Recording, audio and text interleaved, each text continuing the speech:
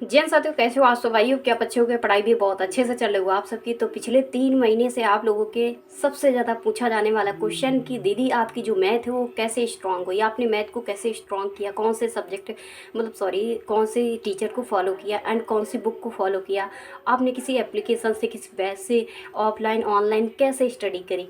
Video को शुरू करते हैं और वीडियो में आज एक एक पॉइंट को क्लियर कर दूँ, क्योंकि बहुत टाइम से आप लोगों को ये चीज़ मैं कहती आई हूँ कि जल्दी आप लोगों के लिए वीडियो आएगा, जल्दी मैं आप लोगों का वीडियो लेके आऊँगी आप लोगों के लिए, जिससे आप लोगों को मैं ये बता सकूँ कि मैंने मैथ को कैसे स्ट्रॉन्ग किया। आखिरकार जो मॉक वगैरह में आप देखते होंगे जिसमें एक अच्छा स्कोर आपने देखा होगा कि मैथ में मैंने किया हुआ है, हर एक मॉक पर मेरा मैथ का जो होता है वो एक अच्छा ही मतलब परसेंटेज रहता है।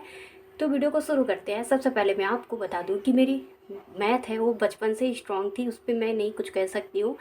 किसी भी 10th में हो या 12th पे हो, मेरी मैथ की भी ही डिक्शनेशन हो। मैं किसी भी मार्कशीट पे आप देख सकते हो कि मैं देखते ही आप ये कहोगे वाह दीदी आपने तो पूरा मैथ को बवाल कर रखा है मैथ में। तो इसलिए मैं बचपन से स्ट्रांग थी, ठीक है। जब मैंने कंपटीशन पर कदम रखा, जब कंपटीशन पर आई, तो मैंने ये चीज़ देखी है कि मैथ मुझे 10th और 12th से मुझे इजी लगती है। रीज़न क्या है, उसमें बहुत सारे आपने देखा होगा कि जब भी हम 12th में पढ़ते हैं, 12th पे होते हैं, 9th पे होते हैं, तो ढेर सारे इतने फार्मूला लिखाए जाते हैं, ये याद करो, इस पे याद करो। आपने 2D 3D में देखा होगा कितने कितने फार्मूले लिखाए जाते हैं कि दो दो तीन तीन पेज भर जाते थे हम लोगों के फार्मूले पे। और ये सारी चीज़ें होती थी जिसमें हम लाल बट्टे का पढ़ते हैं, याद है आप सबको? लाल बट्टे का वाले में उसमें भी फार्मूले हम लोगों को कितने होते हैं, ये सब भी होते हैं, प्रॉफिट और लॉस पर ये सब कितने फार्मूले होते हैं। लेकिन जैसे मैंने कंपटीशन देखा, जब मैं वहाँ पर डिटेंशन करके आई हूँ, तो मैंने जब कंपटीशन देखी तो मुझे बहुत अच्छी मैथ लगी। रीज़न था, जब भी मैं कंपटीशन पे आई तो मुझे कोई गाइड करने वाला नहीं था। मैं भी ऐसे ही कभी यूट्यूब पर कुछ भी सर्च करती और बस पढ़ाई करने लगी थी, क्योंकि मेरे को पहली बात तो मेरे पास मोबाइल जो था वो BSc जब मेरा सेकेंड ईयर हो चुका है तो उसके बाद मम्मी ने दिलाया था भाई से, पुराना ही फ़ोन था। मैंने उससे से स्टडी करना शुरू कर दिया था। और मैं आपको बता दूँ कि मैं बाहर पढ़ने के लिए, जैसे आप पूछते रहते हो कि दीदी आपने ऑनलाइन करी या ऑफलाइन करी, तो सबसे पहले मैं बता दूं कि आज तक मैंने कोचिंग नहीं ज्वाइन की है, कभी भी नहीं ज्वाइन की है। और ना ही कोई लाइब्रेरी मैंने ज्वाइन की है। लाइब्रेरी आपने एक बार देखी होगी, मैंने उसमें देखा होगा वीडियो में। जो मेरी लाइब्रेरी का वो वीडियो कहाँ का है मैं आपको बता दूं कि वो मैं पढ़ाई करने जब बाहर गई थी, तो वहाँ पर ऐसा था कि जब टीचर नहीं आए थे तो मैं वो लाइब्रेरी में पढ़ाई करने के लिए गई थी। वो 2 से 3 घंटे के लिए ही वो मतलब फ़ोटो वीडियो मैंने ली हुई थी वहाँ का, लाइब्रेरी का। तो कॉलेज का है वीडियो, वो और कुछ नहीं है, मैं आपको बता दूँगी, ठीक है। ये चीज़ें हो गई आपकी। एक पॉइंट क्लियर जो ऑनलाइन ऑफलाइन वाला था, मैंने ओनली ऑनलाइन ही स्टडी करी। अब मैं आपको बता दूं कि आखिरकार जो स्टार्टिंग थी मेरी मैथ की वो कैसे हुई। तो मैं आपको बताऊं कि मेरी जो मैथ थी वो काफ़ी अच्छी थी। और जैसे मुझे ये नहीं पता था कि यार मैथ को जो ना नंबर सिस्टम से मतलब करना है, क्योंकि कंपटीशन मुझे ना मैं कभी आई थी ना मुझे पता ही था कंपटीशन में कैसे स्टार्टिंग करनी चाहिए, कैसे करनी चाहिए, ना कोई गाइड कर रहा था ना कुछ भी। मैं सबसे पूछती, लेकिन सब अपने अपने हिसाब से लोग चलते थे। वो कोई भी किसी को ये नहीं चाहता कि यार ये तरक्की करे, ठीक है। आपको अपने हिसाब से लाइफ पे चलना होता है। फिर मैं कभी कोई भी चैप्टर अपना उठाती और पढ़ने लगती, यार ये बहुत अच्छा लग रहा है। यार कभी रेलगाड़ी वाला ट्रेन वाला सर जी पढ़ाते, लंबाई प्लस लंबाई 1 2 प्लस ये ऐसे करके वो अच्छा पढ़ाते थे, ट्रिक वगैरह का बताते थे। उस पर मुझे बहुत अच्छा लगने लगा, फिर मैं उसको ही रजिस्टर पे करती जाती और खूब पूरा लगाती रहती थी। फिर उसके बाद कभी दूसरे दिन ये नहीं कि उसी चैप्टर को क्लियर कर लूँ, ये भी नहीं, हाफ हाफ करती जाती। और उसके बाद फिर से सेकेंड डे पे उठाती हूँ और फिर कभी प्रॉफिट एंड लॉस को उठा लेती। ऐसे करके कोई मतलब चैप्टर लगाना शुरू कर दिया था। फिर उसके बाद मुझे ये लगा, फिर एक दिन मेरे को दीदी लोगों ने कंपटीशन की तैयारी करी है, फिर उन लोगों से मैंने पूछा। फिर उन्होंने कहा कि ये RS अग्रवाल की जो बुक है इसी से पढ़ाई करो, RS अग्रवाल से, और इसमें जो सीरियल से है वो सीरियल से चैप्टर करना शुरू करो। तो मैंने कहा ठीक है। फिर मैंने RS अग्रवाल फॉलो किया बुक। जो आप पूछते हो ना कि आपने स्टार्टिंग में कौन सी बुक फॉलो की है, तो मैं आपको बता दूं आज भी मैं RS अग्रवाल को फॉलो करती हूँ। आज भी मैं RS अग्रवाल को ही आपको गाइड करती हूँ। रीज़न ये है कि देखिए जिसकी मैथ है वो स्ट्रांग है तो उसकी तो बात अलग है, लेकिन आपकी अगर मैथ बिल्कुल वीक है तो फिर आप RS अग्रवाल मतलब पढ़ाई करो RS अग्रवाल से। क्योंकि देखिए आप किरण के लिए बोलते हो, तो किरण एक ऐसी बुक है जो CGL बैंकिंग एक अच्छे लेवल की पढ़ाई के लिए होती है। मतलब किरण, जो अब इस टाइम हम किरण को फॉलो कर सकते हैं, क्योंकि जिसकी मैथ जो स्ट्रांग हो सकती है हो जाती है तो फिर किरण फॉलो कर सकता है, कोई दिक्कत नहीं। लेकिन अभी आप लोग किरण को डायरेक्ट फॉलो करोगे तो पता है क्या हो सकता है, कोई ऐसा नहीं कुछ हो, लेकिन आप डिमोटिवेट हो जाओगे।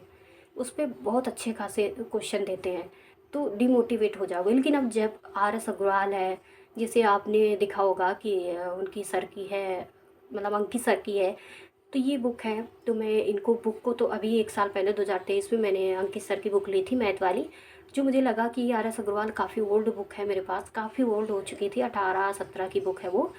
तो इसलिए मैंने न्यू के लिए 2023 में मैंने मतलब उन सर की ली थी, क्योंकि काफ़ी बदलाव होता रहता है। फिर उसके बाद RS अग्रवाल मैंने उठाई बुक, जिसमें मैंने पहला ही चैप्टर देखा नंबर सिस्टम, फिर simplification, percentage, profit loss, discount, साझेदारी, ये सारे चैप्टर शुरू हो चुके थे। और नल पाइप टंकी, ये सब तो अपना बात की हो गई।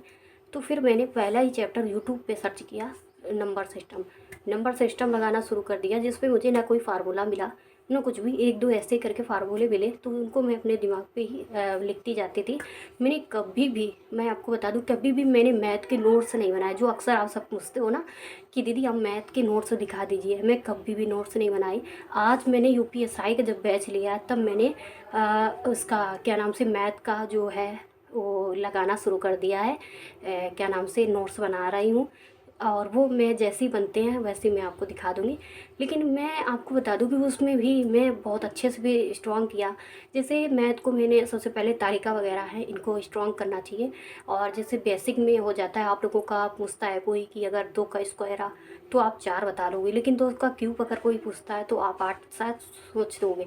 लेकिन फिर भी आप सोचोगे यार ये तो बेसिक भी आएगा। हाँ, ये बेसिक ही तो आपको स्ट्रॉन्ग करना है। और जैसे आपको 7 का स्क्वायर कोई पूछता है तो आप 49 तो बता देते हो, लेकिन 7 का अगर कोई पूछता है तो 343 पूछने में थोड़ा ब्रेक मारोगे। तो ऐसे करके आप लोगों की चीज़ों को स्ट्रॉन्ग करना है। तो ये चीज़ें होती हैं जो आप लोगों को स्पीड देती हैं। जैसे मैंने इन चीज़ों को कंप्लीट किया और मेरी स्ट्रॉन्ग मतलब क्या हुआ, स्पीड आने लगी। स्पीड यानी कि मतलब आपको गुणा भाग करना है, उस पे भी स्पीड आनी चाहिए। और जैसे आप लोगों को स्क्वायर वगैरह हैं, जैसे 30 तक तो आप मिनिमम, आप देखा जाए कि 30 तक तो आपको स्क्वायर क्यूब बिल्कुल पूरी तरह से आनी चाहिए। ठीक है, इन चीज़ों को मैं पूरी तरह से कंप्लीट कर चुकी थी। और जो भी मुझे लगा कि यार मैं जब क्वेश्चन करती हूँ तो मुझे ये चीज़ों को स्ट्रॉन्ग करना चाहिए, तो मैंने पहले ही उनको स्ट्रॉन्ग कर चुकी थी। मैंने 1 साल पे 10 से 12 रजिस्टर सिर्फ मैथ के फुल कर दिए थे, यानी भर दिए थे पूरी तरह से। और मैंने मैथ को ये स्टार्टिंग से लेके एंडिंग पॉइंट तक क्लियर कर चुकी थी। मैंने मैथ को ओनली 1 ईयर पर, मतलब ऐसे नहीं, ऐसे कि कोई अगर पूछ लेना तो मैं तुरंत उसका जवाब दे सकूँ, ये नहीं कि 6 महीने में पूरा सिलेबस लोगों का ख़त्म होता है। मैंने ऐसे ही स्ट्रॉन्ग की, मतलब हर एक इतनी इतनी चीज़। लेकिन ऐसा नहीं कि ओनली मैथ को ही लेके चली पूरे साल पे ऐसा नहीं है। मैं बता रही हूँ ना, बैंकिंग की तैयारी करती तो वो भी साथ पे चल रही थी, वो थी। तो ऐसा था कि मैंने मैथ को ऐसे स्ट्रॉन्ग किया, जो बेसिक चीज़ें थी मैंने पहले उसको फॉलो किया। और उनको उनको ही चीज़ों को मैं बताती रहती हूँ कि यार आप लोग भी जो है बेसिक चीज़ों को पहले पढ़ो। जब तक आप बेसिक को स्ट्रॉन्ग नहीं करोगे तब तक आप मैथ में एक अच्छा स्कोर नहीं कर सकते हो, सच बता रही हूँ। आज मैं एक अच्छे टाइम को मैनेज करते हुए मैथ में एक अच्छा स्कोर कर जाती हूँ। रीज़न यही है, जैसे आप लोगों को डाउट होने लगता है कि यार इतने कम टाइम पे अपना मैथ कैसे कर लेती हूँ। जब GD वगैरह की मैथ लगाती हूँ ना तो मुझे इतने हार्ड नहीं लगती है, मुझे नॉर्मल ही लगती है वो मैथ। क्योंकि मुझे CGL वगैरह की, बैंकिंग वगैरह की आपने मैथ देखी है, बहुत हार्ड होती है वहाँ की मैथ, और वहाँ की मैथ में लगाती थी। तो इसलिए मुझे इतना ज़्यादा वो नहीं लगता है। और मुझे लगता है कि यार ठीक है, इसलिए मैं आपसे कहती हूँ कि आप ऐसी बुक को फॉलो करो जो बुक से आप डिमोटिवेट ना हो और एक अच्छे स्कोर के साथ आप अच्छा मैथ पे कर सको। तो मैंने बस ऐसे ही किया है। और जैसे आप कहते हो कि कौन से टीचर को कौन से चैनल पे फॉलो किया, तो मैं आपको सबसे पहले बता दूं, स्टार्टिंग मेरी जो थी वो किसी भी टीचर को फॉलो करने वाली नहीं थी। मैं जो भी पाती थी उसी से पढ़ने लगती थी, मुझे जो अच्छा लगने लगता था तो वो उसी से पढ़ती थी। लेकिन धीरे धीरे फिर ऐसा हुआ कि SSC मेकर वाले सर, पहले तो विपिन सर से मैं पढ़ती थी, फिर उसके बाद मैंने SSC मेकर लिया। SSC मेकर के बाद मैंने एग्ज़ामपुर से पढ़ा, एग्ज़ामपुर के बाद मैं आज RAW से पढ़ रही हूँ। और टीचर तो मैं आपको बता दूं, आप प्रेजेंट टाइम पर राहुल तेवतिया सर हैं, और उन्हीं के चैनल पे एक और सर हैं जिनका नाम मैं अक्सर भूल जाती हूँ, भाटी वगैरह ऐसे कुछ करके है उनका नाम, तो उनको मैं भूल जाती हूँ उनका नाम हमेशा। तो उनसे मैं इस टाइम फॉलो कर रही, लेकिन इससे पहले मैं हमेशा अजय सर को ही फॉलो किया है, जो एक अच्छे लेवल के और एक बेसिक से अच्छा लेवल मुझे लेके गए। वो है एसएससी मेकर के अजय सर। बहुत अच्छे सर हैं, जिन्होंने ट्रिक तो नहीं बताई, लेकिन ऐसे करके उन्होंने बताया कि आज मैं खुद ट्रिक बना लेती हूँ मैथ पे। वो है अजय सर, तो उन्हीं को मैं आपको कहती रहती हूँ।